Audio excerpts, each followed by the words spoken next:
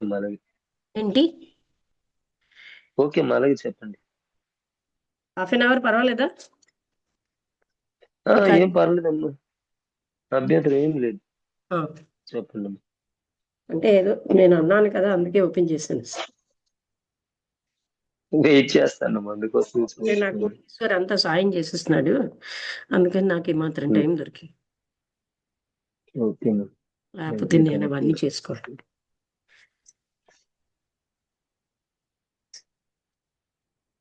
27వ ప్రసంగం. ఇది నేను ఇవాళ వార్తాలాపం.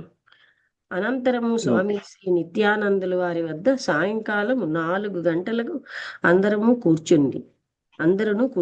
ఆ సమయమున పెద్ద విద్యార్థి ప్రశ్నించెను, పరమాత్ముని స్వరూపం ఎట్టిది? సగుణమా నిర్గుణమా? దేవుని స్వరూపం. స్వామి ప్రకాశానంద: పరమాత్ముడు ఒకడే కాని ఉపాధి భేదమున శృతులు సగుణ నిర్గుణ బ్రహ్మములను 2 భేదములను తెలిపినవి. మా ఈ విశిష్టుడగు దేవుడు సగుణ బ్రహ్మము, మాయారహితుడు, నిర్గుణ బ్రహ్మము. సగుణ బ్రహ్మం అనగా గుణములతో కూడిన బ్రహ్మం. ఏంటి ఈశ్వర్ కాడు అక్కడ లైట్ వెలగలేదా? ఓకే.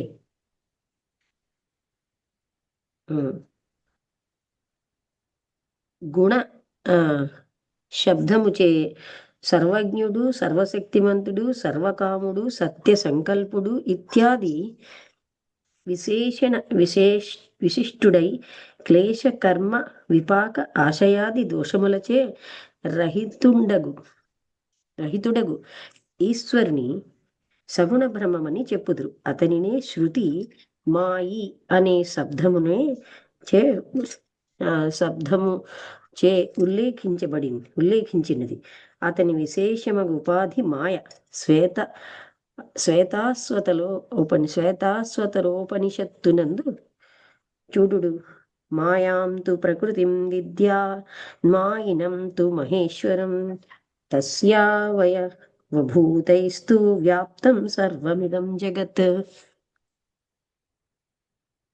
అంటే జిజ్ఞాసులు జగత్తుకు మూల కారణమగు ప్రకృతి మాయ అని తెలుసుకొనెదరు. మాయాధిపతి మహేశ్వరుడని తెలుసుకొనెదరు. మహేశ్వరుడు అనగా గొప్ప ప్రభు. ఈ మాయచే కల్పితుండైన ఈశ్వర అవయవములచే జగమంతయు నిండి ఉన్నదని తెలుసుకొనవలెను. అపాణిపాదో జవనో గ్రహీత పశ్యత్యవక్షు శృణోత్యకర్ణః స వేత్తి వేద్యం స చ తస్యాస్తి వేత్త తమాహుం గ్రయం పురుషం మహాంతం. అంటే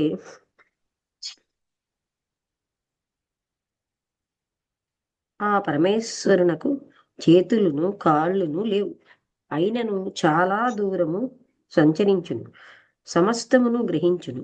అతనికి నేత్రములు లేవు, అయినను సమస్తమును చూచును. అతనికి చెవులు లేవు, అయినను అన్నియును వినును.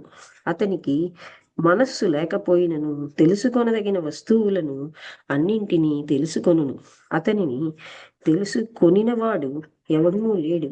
అతడు మహాపురుషుడు, ప్రప్రథముడు అని బ్రహ్మవేత్తలు చెప్పుదురు.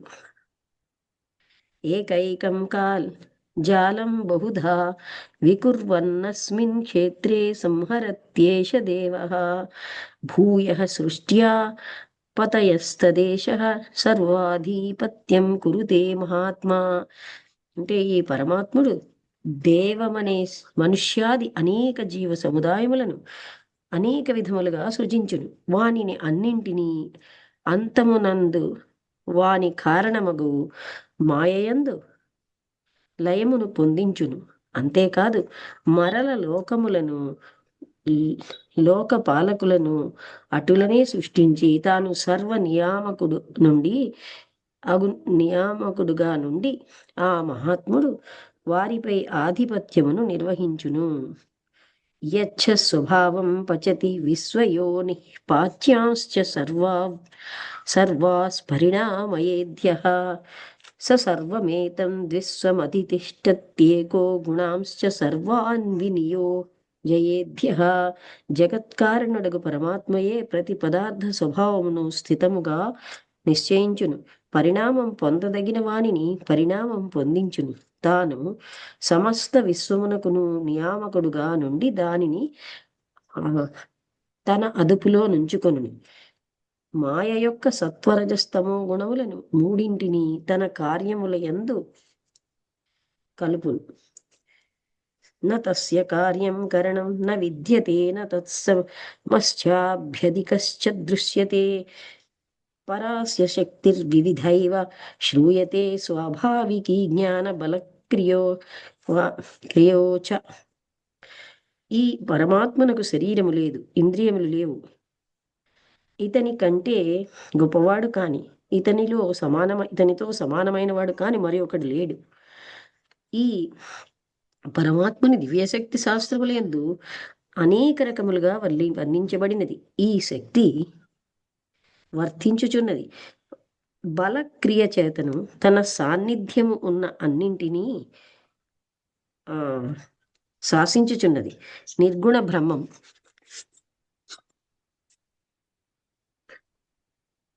పెద్ద విద్యార్థి సగుణ బ్రహ్మ స్వరూపమును ఇంతవరకును తాము తెలిపిరి. ఇక నిర్గుణ బ్రహ్మ స్వరూపమును తెలుపండి. శ్వేతాశ్వతలో ఉపనిషత్తులందు చెప్పుచున్నది. సాక్షి చేత కేవలో నిర్గుణశ్చ అని. మహాత్మా సాక్షి చిత్ స్వరూపము ఆకారాది రహితం నిర్గుణము అనగా రజస్తమములను మూడు గుణములు లేనివాడు.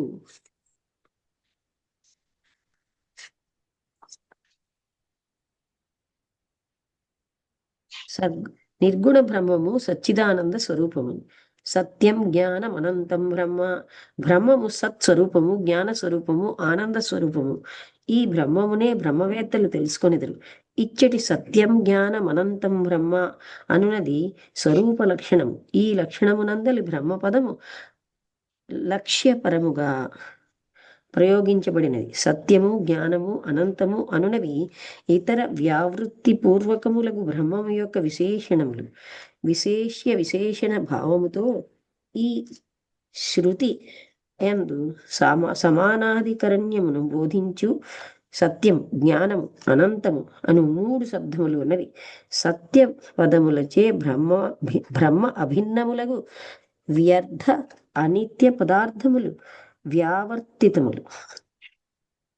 జ్ఞాన పదముచే జడములను అప్రకాశములను అగు పదార్థములు వ్యావర్తితములు. అనంతరముచే దేశకాల సమస్త పరిచ్ఛేదరహితమగు బ్రహ్మము బోధ్యము. పదార్థ లక్షణమునందలి ప్రతి పదమును ఏదియో ఒక పదార్థమును వ్యావృత్తి చేయుట ద్వారా లక్ష్యమును చూపించుచు నీల కమలము మొదలగు చోట్ల విశేషణము ద్వారా నీల కమలమును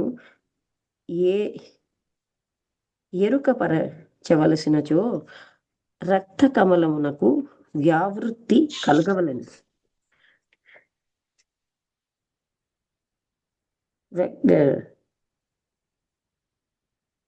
ఆ వ్యావృత్తి నీల పదముతోనే జరగగలదు. అట్లే అనేక విశేషణముల ద్వారా అనేక విశేష్యములను దూరము చేసి లక్ష్యమును చూపవలను. కానీ నిర్గుణ బ్రహ్మం ఒక్కటే అను చోట అనేక విశేషణములు ఉపయోగించవలసిన అవసరము లేదు. సూర్యుడు ఒక్కడే అయినప్పుడు ఆ సూర్యునికి ఒకడే అనే విశేషణమును ఉపయోగించుట నిరర్ధకము. మనమైతే 5:20 వరకు చదివి ఆపేద్దామా? 5:25 వరకు చదువుదామా? అలాగేనమ్మా, మీరు ఎంతవరకు చెప్పగలిగితే అంతవరకు. కావున అంటే ఎవరు రాలేదు. పై 3 పదములు ఏదియో ఒక ముఖ్యమైన అభీష్ట పదమును ఉపయోగించి బ్రహ్మస్వరూపమును బోధించుట యుక్తము. సత్ మొదలగు పదములు సార్థక్యము, పదముల సార్థక్యము. ఇందులో ఏం చెప్తున్నారంటే, పెద్ద విద్యార్థి అద్వితీయమగు బ్రహ్మము ఒకడైనప్పుడు ఇక 3 పదములు వాడవలసిన అగత్యమేమి. స్వామి ప్రకాశానంద అద్వితీయమగు బ్రహ్మము ఒక్కడే. ఆ కారణముచే అతనిని నానా పదార్థ ఇతర వ్యావృత్తి రూపమున తెలుసుకొనవలసిన అవసరము లేదు. కానీ ఒక సంగతి, ఆకాశమునందు సూర్యుడు కలడు. అదే విధముగా సూర్య ప్రతిబింబము అనేక జలాశయములను కాననగును. ఆ పరిస్థితి యందు కల్పన ప్రసూతులగు సూర్యులను వ్యావృత్తిని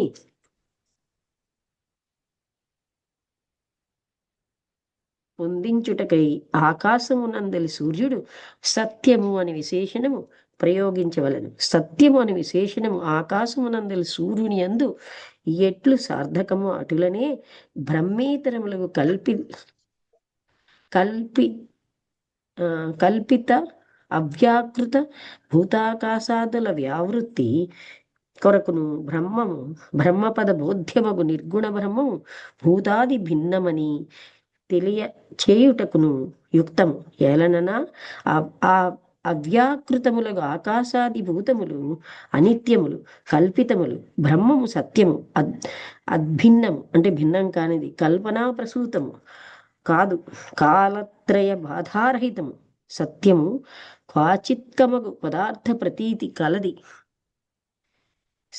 సత్య అసత్యము అంటే క్వాచిత్వమగు పదార్థ ప్రతీతి కలది అసత్యము. ఎట్లనినా మృత్తిక నుండి ఘటము ఉద్భవించును అని చెప్పబడినది. మృత్తిక నుండి సర్వకాల సర్వావస్థలు యందు ఒకే రకముగా ఘటాకృతులు ఉద్భవించవు. ఒకప్పుడు ఘటములు ఉద్భవించినను, మరి ఒకప్పుడు ప్రమిదలు మొదలగునవి ఉద్భవించును. వికారములకు ఈ పదార్థములన్నీ అనిత్యము.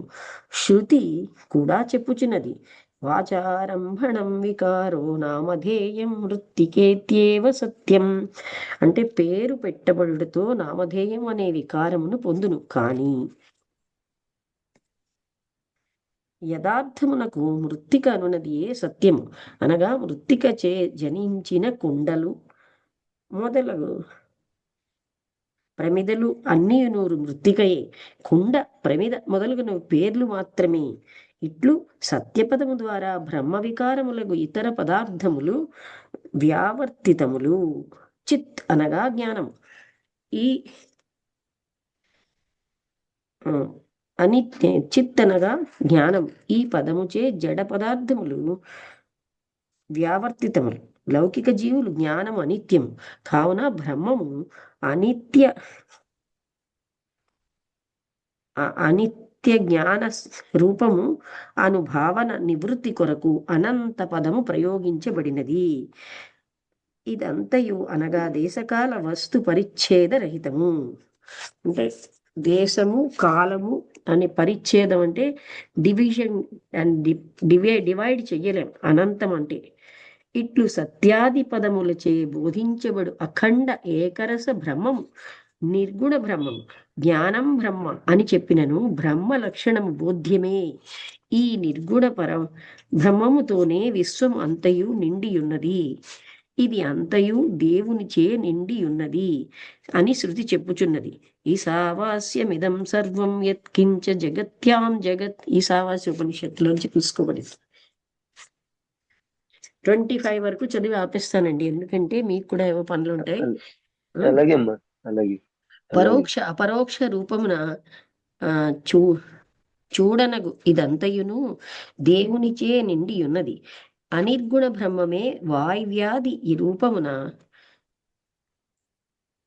వ్యవహృతుడగు చున్నాడు, ప్రత్యక్షమగుచున్నాడు. కానీ యథార్థమునకు తాత్విక దృష్టిని పరిశీలించినచో బ్రహ్మము అప్రచలితము. ఏలననా అది వ్యాపకము, అక్రియము.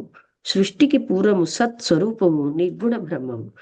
తదేజతి తన్నైజతి తద్దూరే తదంతికే తదంతిరస్య సర్వస్య తదు సర్వస్వాస్య బాహ్యతః అని ఈశావాస్య ఉపనిషత్తు చెబుతోంది. లేదనుకుని వారికి ఆ బ్రహ్మము దూరముగా నుండును. ఏలనన విద్వాంసులు కాని వారికి బ్రహ్మము అజ్ఞాతము, అప్రాప్యము. ఆ బ్రహ్మమే సర్వవ్యాపకము విద్వాంసుల దృష్టికి చాలా దగ్గరగా నుండెను. ఆ బ్రహ్మమే సృష్టికి పూర్వము సత్ రూపమున ఉండెను. అది ఒకటే అద్వితీయ రూపమున ఉండెను. ఇంకా నిర్గుణ బ్రహ్మము పరబ్రహ్మము అని, అంటే నిర్గుణ అంటే గుణములు లేనిది అని ఛాందోగ్యోపనిషత్తు చెప్తోంది. సదేవ సామ్యేదమగ్ర అసీదే మేవా ద్వితీయం. ఓ సౌమ్యుడా, సృష్టి ఉత్పత్తికి పూర్వము ఈ దృశ్యజాతమగు జగత్తునకు అధిష్టానమగు సత్ రూపం ఒక్కటే అద్వితీయ రూపమున ఉండెను. ముండకోపనిషత్తు ఈ నిర్గుణ బ్రహ్మమే పరబ్రహ్మము అని చెప్పినది. అది శరీరరహితమని చెప్పబడింది. అధ పరాయయా తదక్షర మధిగమ్యతే యత్తదృశ్యం అగ్రాహ్య మగోత్రమవర్ణమచక్షుశ్రోత్రం తదపాణిపాదం నిత్యం విభుం సర్వగతం సుసూక్ష్మం తదవ్యయం యద్భూత యోనిం పరిపశ్యంతి ధీరాః. ఈశ్వర్ కిందకి వెళ్ళే బదులు అమ్మా అది కట్ చేసిరు. 5:27 అవి కట్ చేసింది. 5:27 అయింది. ఏంటండి? 5:25 అయ్యిందమ్మా అంటున్నాను. అవునవును. అంటే ఇది కొంచెం ఇంట్రెస్టింగ్ గా ఉందని చదువుతున్నాను. ఈ పేజ్ అవునమ్మా, అయిపోయాక కంటిన్యూ ఆపేస్తాను. బాగా. ఈ పేజ్ లాస్ట్ కి వచ్చేసాం. అలాగమ్మా, అలాగే. నిర్గుణ రూపముగా ప్రతిపాద్యమయగు పరబ్రహ్మ పరావి చూసండి ఇక్కడ ఒక వాక్యం సుసూక్ష్మం తదవ్యయం యద్భూత యోనిం పరిపశ్యంతి ధీరాహ. ధీరాహ అంటే ధైర్యమైన వాళ్లే చూడగలరు, అందుకే పిరికి వాళ్ళకి కాదు. నిర్గుణ రూపముగా ప్రతిపాద్యమగు పరబ్రహ్మమే పరావిద్య అని చెప్పబడును. ఆ పరావిద్యచే అక్షర పరబ్రహ్మం తెలియనగును. ఆ నిర్గుణ బ్రహ్మము అదృశ్యము, దృష్టికి విషయము కాదు, అగ్రాహ్యము, హస్తాదులకు విషయము కాదు, అగోత్రము, వామనాది వశిష్ఠ గోత్ర రహితము, అశరీరి వర్ణ చక్షు శ్రోత్రాది రహితము, హస్తపాదాది రహితము, నిత్యము, కాలత్రయ బాధితము అనగా కాలకృత పరిచ్ఛేదరహితము, విభు అనగా దేశకృత పరిచ్ఛేదరహితము, సర్వగతము. ఆ భ్రమము సర్వభూత యోని అనగా అది సర్వభూతములకును అధిష్టాన కారణం. దానిని సమాహిత చిత్తులు బాగుగా చూచుదురు. ఆ బ్రహ్మమే నిష్కలాది రూపమున కూడా ప్రతిపాదించబడినది. ఇది 182 అయిపోయింది. 183 నుంచి మనం చదవాలి. ఓకే, ఇక్కడికి ఆపుతానైతే. అంటే ఇంక 3 నిమిషాలు ఉంది మన 30 అవడానికి. ఇది బాగుంది ఇవాళ, నాకైతే చాలా బాగా ఉంది టాపిక్. బ్రహ్మస్వరూపం వర్ణిస్తున్నారు.